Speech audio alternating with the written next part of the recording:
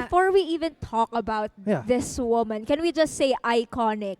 Iconic. Yes, yung Iconic. mga word of the day natin, Iconic diba? foundation of GMA. And I love, grabe, she is such a hot lady. Yes. You know what I think? When I think GMA, I also think of her. Like synonymous. Synonymous, to the exactly.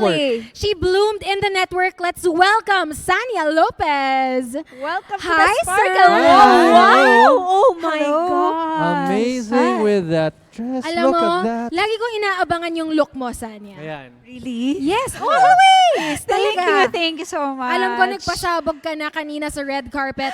But right here, tell us the story behind this look. Parang medyo kakaiba naman to this time. Yes, very much Alam so. mo, sa totoo lang, nag-start to, nasabi ko, gusto ko simple lang. As in, gusto ko lang Yes. talaga simple lang, pero Hollywoodish. And then, nag-come up na yung ideas after nung nagawa yung gown. Sabi naman, why don't we parang try yung Victorian era naman? So, mas maganda iba yung vibe. Sabi ko, tama rin because I love classic. Yun nga, powerful and feminine all at once. Yes, very feminine. You've always been very feminine, Oh, Sania. thank you. It's so beautifully Sanya. Oh, Diba? Yes. And I'm Very, very very well. thankful sa glam team ko. Yes, Kasi please. it's a collaboration na nangyari na sila rin nagbigay sa akin ng idea ng Victorian era.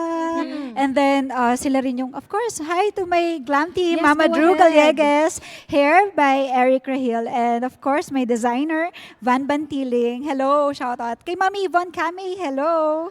And Ayun. of course, sorry, Yes, marami go akong ahead, shout out. go ahead. Kay Amara Shia, hello. Thank you for my jewelries tonight.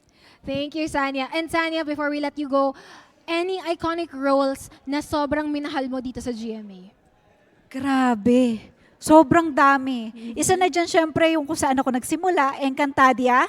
Yan po talaga bilang si Danaya. Sumunod, First Yaya bilang si Melody. Yes. And then yung Pulang Araw.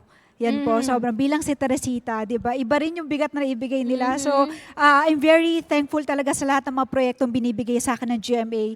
Kung parang wala akong alam na sabihin pa kundi salamat po talaga sa lahat ng mga magagandang proyektong binibigay nila sa akin. And maraming salamat din, Sania, for joining Yes. us dito Thank sa you Sparkle so Wall. much for gracing Yes. us here at the Enjoy Sparkle Wall. Inside. Thank you, Sania. See you later. Have a great See you later. time. See you later.